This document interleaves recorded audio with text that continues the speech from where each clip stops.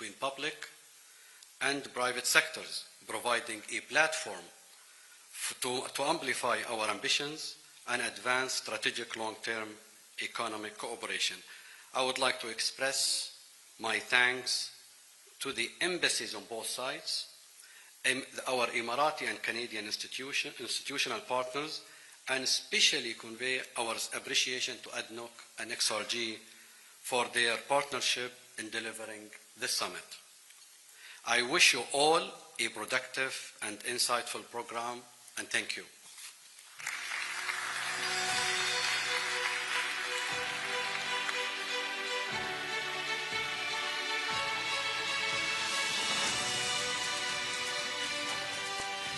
Thank you, Masaba. And so, at this moment, we're going to have the pleasure of hearing from our Prime Minister. And you are already very well-known Prime Minister in this part of the world.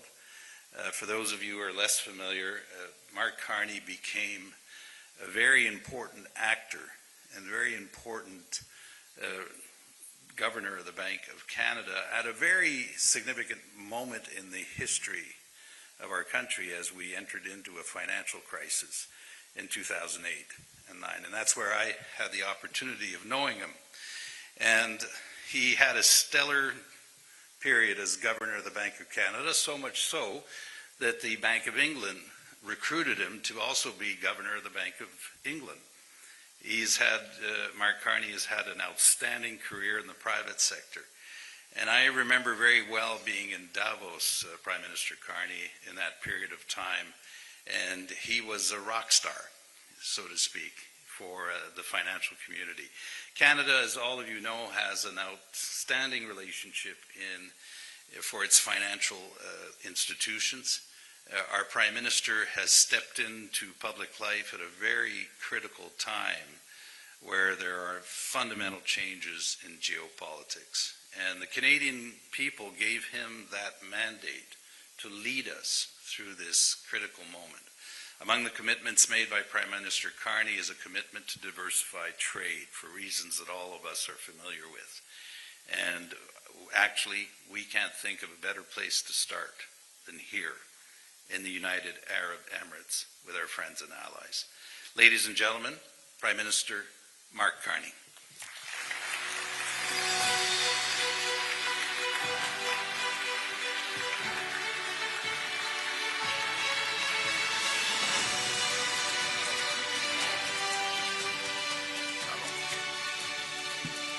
Thank you very, very much. Merci beaucoup. Je veux commencer en français afin de remercier M. Charest, parce que c'est vrai qu'il y a plus de 40 années qu'un Premier ministre canadien était ici. Mais pendant cette période, Jean Charest, étant ministre de l'Industrie du gouvernement du Canada, étant Premier ministre du Québec, étant coprésident du Conseil, c'est quoi en français? C'est le Conseil d'affaires Émirats Arabes Unis et Canadiens. Il a continué de renforcer les liens entre nos deux pays. Et à cause de ça, nous avons des relations très, très fortes, une base très solide.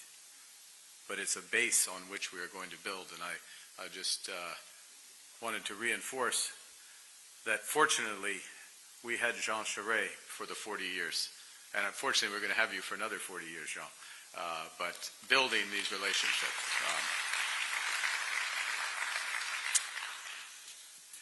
Your Excellency, Dr. Sultan Al Jaber, Your Excellency, Mohammed Al Swedi, Your Excellency, Minister Al-Thani, Excellencies, ladies and gentlemen, Masaba, thank you for that generous introduction.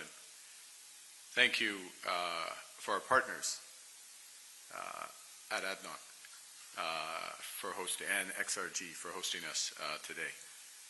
Je suis très heureux d'être ici aux Émirats Arabes Unis, un partenariat de plus en plus important et dynamique pour le Canada. And I'm especially honored to be addressing this group of business leaders from both our nations, gathered today by the Canada UAE Business Council. As I just said in French, leaders like Jean Charest, co-chair of the council. But also, if I may add, Valérie Pisano from Mila, whose presence speaks to the depth and the ambition of our partnership. And as was mentioned kindly by Ms. Abba, this is my second time addressing this group. 2 years ago, I had the pleasure of standing in front of you at COP28 in Dubai. Now, a lot has changed since then. I have a new job. More importantly, the world has woken up to some new realities, from trade to technology. And for many, the pace of that change is disorienting, it's threatening. But I suggest that the prescription for success in a world that's more dangerous, divided, a world where technological change is accelerating, the prescription for success is the theme of COP28. Theme His Excellency led with, a theme declared by His Highness Sheikh Mohammed bin Zayed. That theme, unite, act, and deliver. Now, under Dr. Sultan's leadership, COP28 united the global North and South, and for the first time convened world leaders, CEOs, investors, innovators, civil society from across the whole range, including the whole range of the energy sector. And against all odds and predictions, forged a consensus, officially, but also in the broader rooms, 198 parties officially. And countries and companies at COP28 chose to act. They chose to act. Triple renewable capacity generation, double energy efficiency, achieve near zero methane emissions by the end of this decade, and move towards, in the classic phrase, move towards energy systems beyond unabated fossil fuels. This is the UAE consensus, the strongest global climate agreement in decades, and still the roadmap for us to move forward.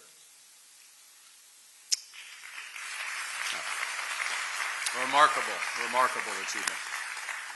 And what is important, because consistent with that theme, unite, act, deliver, the UAE is moving rapidly to turn those commitments into reality. Large-scale clean energy investments, under Masdar's leadership. It says in my notes, 50 gigawatts, over 50 gigawatts in clean power.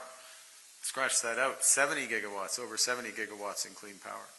Last month, the world's largest solar PV and battery energy storage system ever, achieving baseload solar power.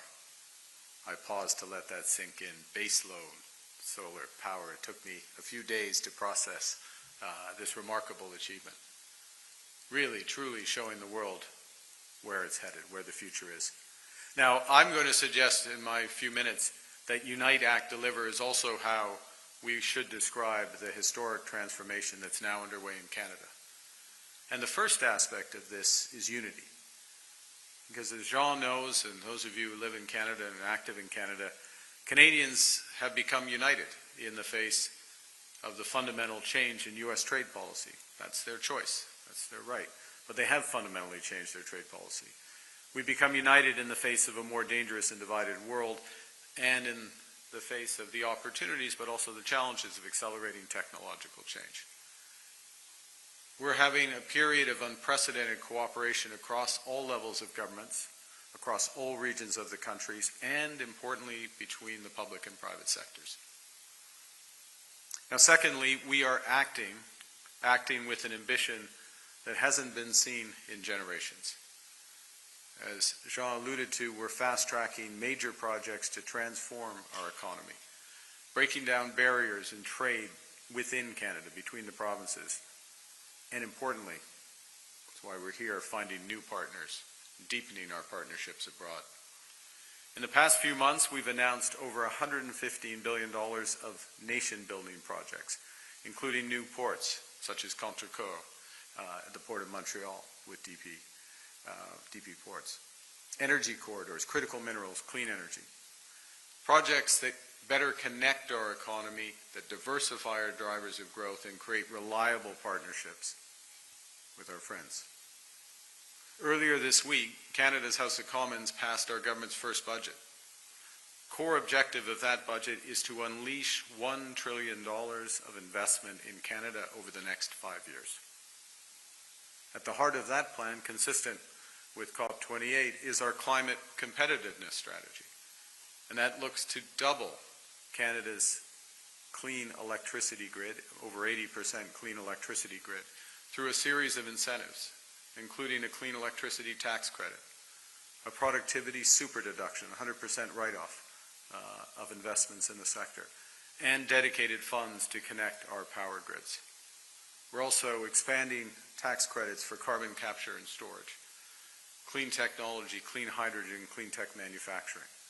And we're boosting incentives for critical minerals developments from batteries to solar panels, energy storage systems, including a $2 billion critical minerals sovereign fund to finance new projects, emerging companies, provide price certainty.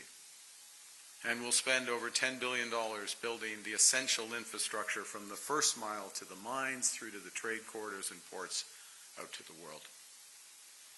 In parallel, we will expand our defense spending by over $80 billion in the next 5 years, with a skew towards creating huge opportunities in dual-use technologies from AI to aerospace. And third, in keeping with the spirit of COP28, we're laser-focused on delivering results. As Jean referenced, we're working to double our non-U.S. exports, generating an additional $300 billion in new orders for Canadian resources, manufacturing, technology and expertise. En moins de 6 mois, nous avons annoncé près d'une douzaine de nouveaux partenariats économiques et sécuritaires répartis sur 4 continents. Nous avons conclu de nouveaux accords avec l'Union européenne en matière de commerce et de défense, avec l'Allemagne dans les minéraux critiques. We've signed trade deals and partnerships in all 4 corners of the world in the last 6 months. We've just finalized a comprehensive economic partnership agreement with Indonesia, and we've launched negotiations for new free trade agreements with Thailand and the Philippines, which we intend to finalize alongside our free trade agreement with ASEAN next year. We are re-engaging with global giants, India and China. Now, brings us to today. On the surface, to the uninitiated, Canada and the UAE can appear as different as snow and sand. Yet we're deeply, deeply aligned. At our core, we're both trading nations. And at the heart, we're both homes to builders whose ambitions match the potential of their lands. We're both energy superpowers who can lead in all aspects of the energy transition, particularly in partnership. We have the expertise, the values, and the ambition to help lead the AI revolution through infrastructure, applications, and diffusion. And just as COP28 urged the world to do, Canada and the UAE are uniting, acting, and delivering. This includes in foreign policy. We're uniting to scale up humanitarian relief in Gaza. Our humanitarian relief could not be delivered to Gaza without the partnership with the UAE. Just as we work together to help evacuate and resettle Afghan refugees. And we're acting with determination to grow our relationship. Today, more than 150 Canadian companies operate in the UAE. We already trade over $3 billion annually. Our two-way investment, as you've heard, exceeds $100 billion. A few months ago, under the tutelage of His Excellency Mohammed Al Suwaidi, Canada and the UAE signed an agreement on AI to expand our cooperation on digital infrastructure. And my time in Abu Dhabi has been focused on how we deepen our partnership. Yesterday, Canada and the UAE signed, finally, a Foreign Investment Promotion and Partnership Agreement, or FIPA.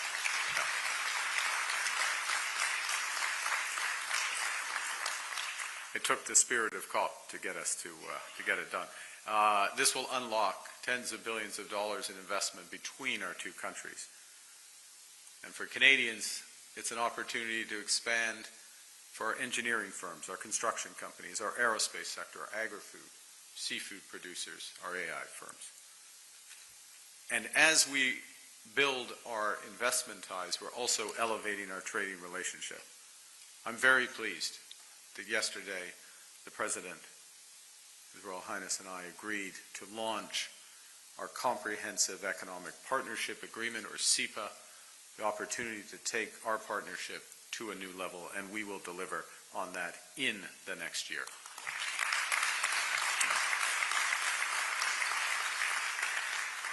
A landmark agreement that will cut tariffs, remove red tape, expand market access, lower costs for our exporters. You know, this is an economy, $700 billion, over 11 million people. The dedication to lead the AI, dedication and expertise to lead the AI and energy revolutions, truly a magnet for global talent and trade. A globally significant commercial corridor, logistic hub that literally connects every corner of the world. You know, for comparison, for Canadians, when we signed our comprehensive economic partnerships, as Jean will remember, with Chile and Korea, trade doubled in a decade. I'm very confident that Canada and the UAE will achieve much more than that and much faster. Yeah.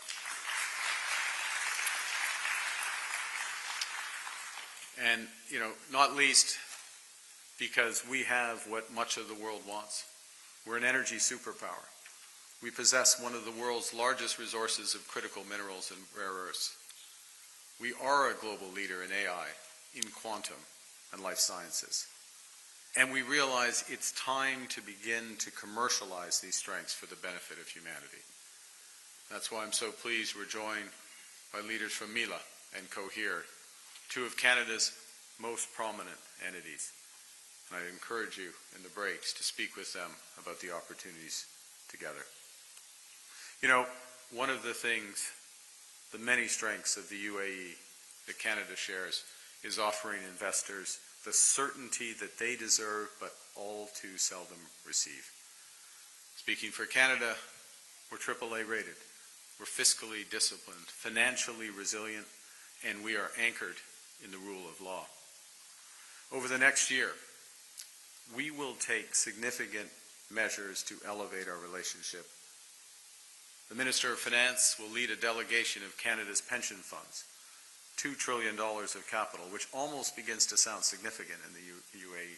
$2 trillion in capital, the Canadian pension funds. They will come here next year early to deepen existing partnerships and develop new investment opportunities together. Canada's Minister of International Trade will also lead a business delegation here in January with companies from our energy, AI, infrastructure, and agriculture sectors. We welcome UAE investors to visit Canada. I will personally host them to explore investment in Canada's transformative projects. I'm pleased that we're going to add more direct commercial flights between our nations, increasing tourism, cargo, trade. I suspect they won't be enough, so we'll add more. Mila is launching a new partnership with the UAE's Technology Innovation Institute to advance research on AI architecture and open a lab at Mila's facility in Montreal. And this builds on our nascent cooperation in AI and cyber, including BlackBerry's new partnership with the UAE's Cybersecurity Council. There's more to come. I'm pleased that an agreement valued over $1 billion that's in the process of being finalized will expand critical minerals processing capacity in Canada, creating jobs, boosting long-term supply of minerals essential to energy technologies and advanced manufacturing. More on that soon. Now, I'm going to reiterate my invitation to visit Canada, particularly during the World Cup, but also during any time. This is a new chapter in our relationship, a new chapter in our partnership. Friends, in the spirit of COP28, Canada, the UAE are uniting behind our workers, our businesses, our interests, our values. We're acting with the speed and determination to get big things done. We're delivering on a new transformative partnership for the benefit of all our citizens. Le Canada a ce que le monde veut. Canada has what the world wants. Le Canada a les valeurs dont le monde a besoin. We have the values that the world needs. And now we have the ambition to match that of the UAE, to build a new partnership and a better future together. Thank you very much. Merci beaucoup.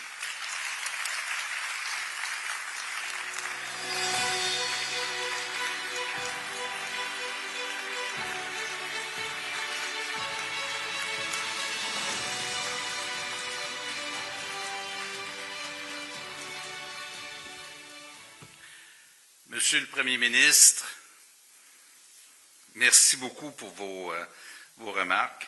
Essentially, thank you very much, Prime Minister, and listening to you, we couldn't help but think, and I speak on behalf of our Business Council, that this is our moment. And for Canada, for the UAE, and there couldn't be a better time for us to be working together. And we are very proud of this vision that you've shared with us. And we are now committed to contributing to make that happen.